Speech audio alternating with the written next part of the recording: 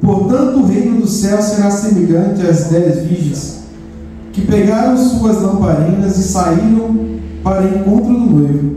5 delas eram bem sábias, mas porém outras 5 eram bem inconsequentes. As que eram inconsequentes não se apegaram a levar azeite consigo. Entretanto, as prudentes levaram em suas vasilhas óleo junto com as suas candeias.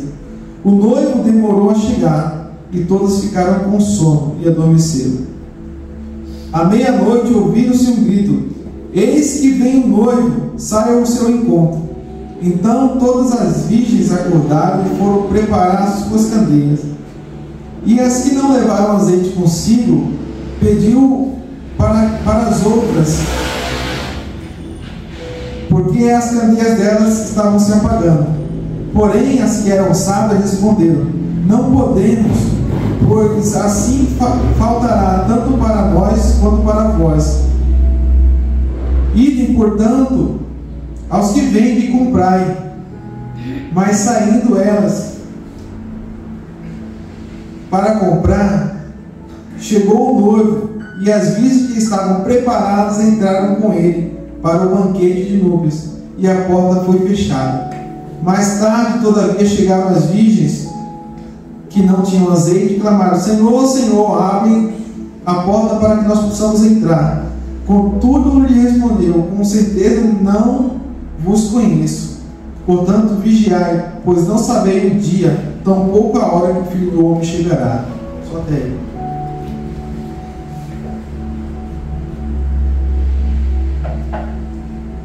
Aleluia. Pastora, a senhora lembra do seu casamento, do dia do seu casamento? Não precisa nem responder, só... Você lembra do dia do seu matrimônio? Você lembra, mãe? Maria Raia, Eva, Josina, Magna? Eu me lembro.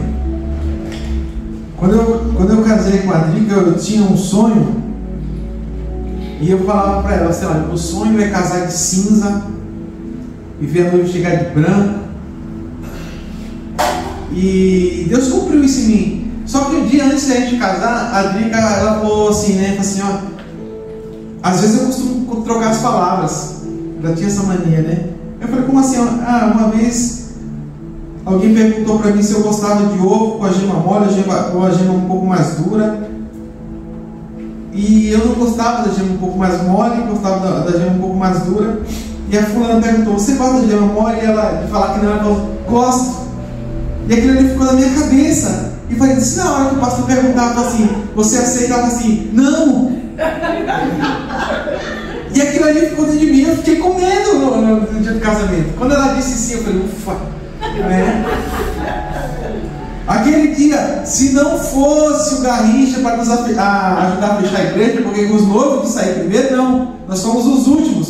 Porque meu irmão saiu com o carro. E daqui a pouco eu peço o Garrincha lá e nos ajuda a fechar a igreja e nos leva em casa. Mas Deus fez cumprir. E em cada nacionalidade tem um rito diferente do casamento. Se você for ver, em Israel, por mais que a gente conheça algumas histórias dizendo que as damas lá, as damas de honra ficam esperando com a lamparina na sua janela esperando, né? Tem várias tradições lá. Mas o que me chamou mais atenção aqui nessa palavra, quando Jesus ministra ela, ele diz assim: olha, tinham 10 virgens, 10 damas de honra, e elas levavam consigo azeite e levavam consigo suas lamparinas. Só que tinham 5 que eram prudentes e 5 que eram insensatas. Mas o que me chamou a atenção é que o Senhor Jesus, ele tira de fogo a noiva. Ele tira de fogo a noiva, porque a noiva já sabia o que estava preparado para ela. Assim como nós trazemos essa mensagem, nós sabemos que a noiva é a igreja. E a igreja, ela está preparada para receber o Senhor. Só que as pessoas, e isso eu digo eu, você, muitas das vezes não estamos preparados para ter um encontro com o noivo. E o Senhor, ele traz isso porque a tradição é o seguinte: o noivo, quando ele ia lá e a noiva preparava o dote, né, ou preparava que seja uma oferta, os pais da noiva preparavam uma oferta para dar para o noivo tinha a obrigação de sair e preparar um novo lugar para levar sua família. Ele não poderia morar com os pais, ele não poderia morar com seus sogros, ele tinha que preparar um novo lugar para a sua família. E por isso que tinha essa tradição, que quando o noivo voltava, ele não avisava. Então, praticamente, se ele voltasse à tarde, se ele voltasse à noite, os seus amigos, né, e as pessoas que carregavam tochas, teriam que iluminar o caminho aonde o noivo iria passar, e alguém tinha que gritar: aí vem o noivo, aí vem o noivo. E as damas teriam que largar a noiva e ir de encontro àqueles homens que estavam preparando o caminho do noivo. Só que Jesus, ele não trouxe esse paralelo. Ele disse que as damas não tinham entrado no salão onde estava a noiva. Ele disse: olha, tinham 5 que estavam preparadas e 5 que não estavam preparadas. E daqui a pouco, quando dá meia-noite, o Senhor começa a dizer: olha, começou a gritar, um homem começa a gritar: ó, aí vem o noivo, aí vem o noivo. Ele só disse que era meia-noite, só que ele não disse o dia. E as noivas não sabiam o dia que o noivo ia vir. Só que todas elas estavam preparadas com suas lamparinas. Porém, nem todas elas estavam preparadas com azeite suficiente. Então, a gente não sabe se nesse decorrer da história, todas as noites ela acendia suas lamparinas. Se todas as noites elas estavam equipadas e durante o dia elas saíram para comprar azeite, porque ele resume bem essa parábola. Mas a Bíblia diz que o Senhor, contando essa parábola, chegou um certo momento em que alguém começou a gritar que o noivo estava vindo, que o noivo estava pronto para aceitar a noiva. A noiva estava ali no seu salão, sem as suas acompanhantes. Porém, a noiva já estava pronta para receber o seu noivo. E o que me chama a atenção é que o Senhor disse: olha, e eu trago um paralelo para isso. Nós somos a noiva do Senhor, mas também muitas das vezes nós somos as virgens que estamos preparando o caminho para a chegada do noivo. E eu digo isso falando de mim. Como está a minha lamparina? Como está o meu pavio? Como está o meu azeite? Será como foi a canção que foi cantada? Será que o pavio apenas está aceso, mas não tem azeite suficiente para a chegada do noivo? Ou será que eu tenho um espírito preparado para receber a presença do Senhor? E nessa noite, nós temos isso dentro das nossas vidas. O Senhor lhe diz aqui, olha, no versículo 8: as insensatas ou as imprudentes recorreram às sábias. E é marcado algum tipo de evento na igreja, uma oração, um jejum, algo que é feito. E eu lembro quando eu comecei a frequentar a igreja, e nós tínhamos orações, e não era só jovens, mas era a igreja, e a igreja em peso vinha para a oração. E quantas foram as vezes que eu vim só por vir? Quantas foram as vezes que só o meu corpo estava presente, mas o meu espírito não queria estar naquele momento? Foram algumas vezes que eu falei: Senhor, fala comigo, e o Senhor me respondeu. Mas foram muitas das vezes que eu também voltei para casa da mesma forma. Mas em momento nenhum eu deixei de acreditar que o Senhor ainda continuava a cuidar, a zelar, a estar comigo. E eu passei por muitos processos na minha vida. E eu acho que um dos maiores processos que eu passei foi na minha conversão. Eu lembro que quando eu me batizei, e o pastor perguntando para mim como é que foi a experiência, uma coisa que eu disse para ele, falou assim: pastor, eu acho que eu não estava preparado para me batizar. Eu acho que não está. Aí ele perguntou por quê? Eu falei assim, porque parece que agora eu carrego uma pedra sobre meus ombros. E se eu fizer alguma coisa de errado, as pessoas vão me acusar. Mas não é crente, não é cristão, não acabou de se batizar. Então, eu falei para ele, parece que eu estou carregando um fardo sobre mim. E eu demorei muito tempo para aceitar. Sobre o meu batismo. Eu demorei muito tempo para aceitar sobre o estar na igreja. Porque quando eu era jovem, as minhas vontades eram outras, meus desejos eram outros. Só que chegou um certo momento, em que alguém gritou, olha, aí veio um noivo, e eu vi que tinha azeite nas minhas lamparinas. E se eu permaneço hoje aonde eu estou, na presença, na igreja, é porque o Senhor permitiu que eu entrasse aonde Ele está. E assim acontece com você. Se você se encontra aqui neste lugar, é porque o Senhor permitiu que você entrasse para cear com Ele. E eu digo para você, vai vir dificuldades? Vai vir desafios? Vai vir vontade de parar? Vai. Só que você já levantou a sua lamparina e viu que tem azeite suficiente para você não parar e não desistir? Você já viu que quando o noivo gritou, você entrou e viu que dentro das suas lamparinas tinha azeite suficiente? É o Senhor nos mostrando que, independente da dificuldade que nós passamos, independente do processo que nós estamos passando, nós aceitamos o processo dele. E quando nós começamos a viver o processo, nós aceitamos dormir sabendo que alguém vai nos chamar. E quando eu falo dormir, é como aquelas mulheres que estavam ali, olha, se prepararam para dormir. Imagino eu, pastora, que cada uma daquelas 5 agarrou sua lamparina, agarrou sua botija de azeite e disse, olha, isso é o suficiente para mim entrar. Isso é o suficiente para mim ver o noivo. Ninguém vai roubar o que eu tenho nessa botija. Ninguém vai roubar o que tem aqui dentro, porque é meu.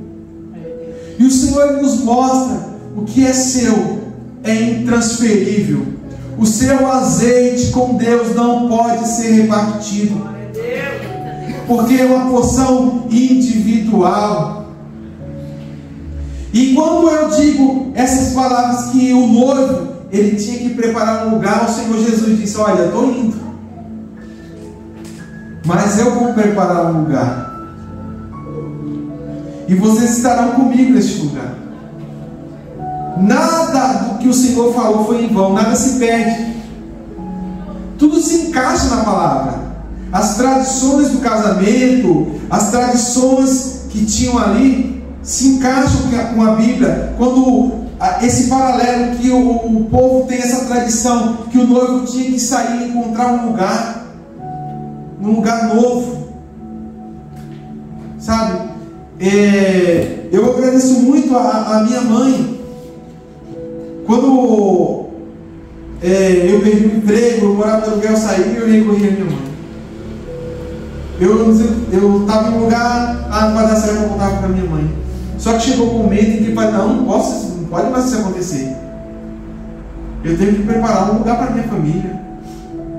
E Deus tem nos honrado com isso. Não tem nos faltado, sabe? Deus tem provido. Quando a gente acha que não, aos 45 do segundo tempo, o Senhor fala assim, ó, quem determina o controle da vida de vocês sou eu. Quem determina como vai acabar sou eu. Como determina que vai acontecer sou eu. Só que muitas das vezes a gente quer agir com a força do nosso braço. Verdade. E aí nós acabamos atrapalhando o que vai acontecer. Nós falamos, não, se eu fizer dessa forma vai acontecer. E Deus fala, não, meu filho, calma. Tem paciência. E como é difícil o ser humano ser paciente nas promessas de Deus. Deus me prometeu algo há muitos anos atrás. Deus falou algumas coisas comigo há muitos anos atrás e algumas coisas não se cumpriu. E quantas foram as vezes que eu quis colocar a mão? Quantas das vezes eu questionei Deus, falei, Senhor, o Senhor não falou comigo, o Senhor mentiu. Olha que responsabilidade que nós somos. Eu imagino Deus olhando e falando assim: meu Deus, que inocente. A mostradinha em você, né? É assim que eu gosto. Pode ver. Aí Deus vai. E Deus vai fazendo os caminhos dele. Deus vai fazendo da forma dele. Aí eu me vejo, Magda, naquela passagem que o Senhor pede para que Jeremias desse a casa do oleiro. E Jeremias começa a olhar o trabalho. Talvez foi a primeira vez que Jeremias foi à casa de um oleiro.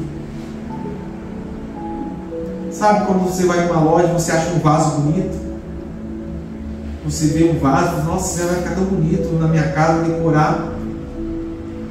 Hoje em dia está tudo tão moderno que com a impressora 3D você consegue fazer um vaso. Mas antigamente existia todo um preparo. O barro tinha que ser molhado algumas das vezes, tinha que ser formado, não dava certo, quebrava. Mas chegou um momento em que ele desceu à casa do oleiro e ele começou a ver o trabalho daquele homem. E ele formava o vaso, e o vaso quebrava, formava, quebrava. E Deus falou assim: da mesma forma são vocês na minha mão. Eu quebro, eu reformo, eu quebro, eu reformo, eu dou forma, até vocês entenderem que tudo é do meu jeito, tudo é do meu querer, tudo é como eu quero que aconteça. E sabe, a gente quer tomar o controle de Deus e falar: Senhor, eu sei os atalhos, eu sei como deve acontecer, eu sei. E nós queremos ensinar Deus, nós queremos ministrar para Deus. E como foi ministrado domingo, o Senhor está ali, ó, com sua cabeça no travesseiro. Falou: meu filho, espera aí que eu resolvo essa situação. Eu vou acalmar o mar, eu vou silenciar o vento, eu vou parar o seu processo de deserto. Sabe, tem um homem na Bíblia, e eu vou voltar aqui nessa palavra para vocês entenderem, que ele comprou uma passagem para um lugar querendo se esconder de Deus. E ele disse: eu não vou para Nínive, eu vou fugir da presença de Deus. E ele foi dormir no porão, e aconteceu uma tempestade, e ele estava no porão. E Deus não quer que nós nos escondemos dele. Deus não quer que nós nos ocultemos da presença dele. Então, algumas coisas acontecem ao nosso redor e ao nosso derredor, sabendo que a responsabilidade foi eu que causei, sabendo que eu tirei alguém da presença, sabendo que eu afastei alguém da presença, sabendo que eu sou um dos causadores disso. E isso é difícil de você aceitar, porque eu decidi me esconder, me ausentar. E quando Deus disse: olha, vai para tal lugar, eu decido ir para outro lugar. Quando Deus disse: olha, faça isso, eu disse: agir por conta própria. Só que aquelas mulheres, Rafa, ela sabia que não teria dia nem hora do noivo passar, mas elas estavam preparadas para não só encontrar com o noivo, mas também encontrar com a noiva. Então é nossa função como igreja trazer as pessoas para ir em encontro do noivo, mas também ser parte da noiva. Então eu digo para vocês nessa noite, nessa breve palavra: será que realmente estamos preparados para clarear os caminhos daquelas pessoas que não conseguem enxergar?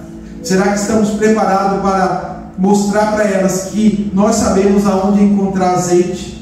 E chegar um momento em que, quando alguém gritar: eu preciso de ajuda, e eu disser para ela: eu sei onde o noivo está,